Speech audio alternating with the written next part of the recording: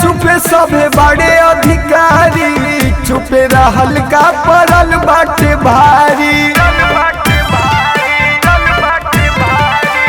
काहेला छुपे सभे बड़े अधिकारी, छुपे रहल का पड़ल बाटे भारी। जवन बा भइल लागे कइल बाटे खाली पाकिस्तान के।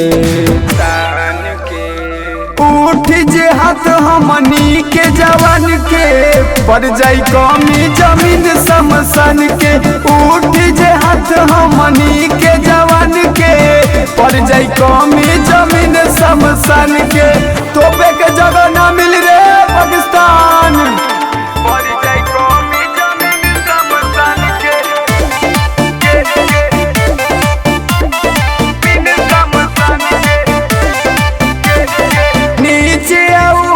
से होई गोलीबारी, अब कश्मीर खाती बाट तैयारी। बुझ जो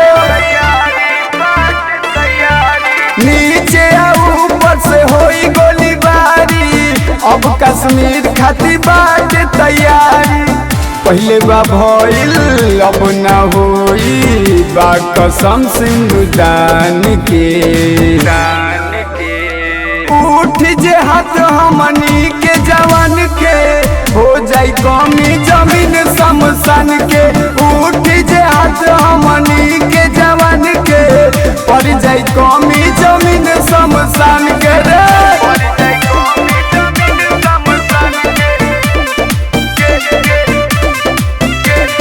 खोलत खून में आई नहीं कमी, बोका के भारी परी बक्स दुश्मनी। अरे सियारो खोलत खून में आई नहीं कमी, बोका के भारी परी बक्स दुश्मनी।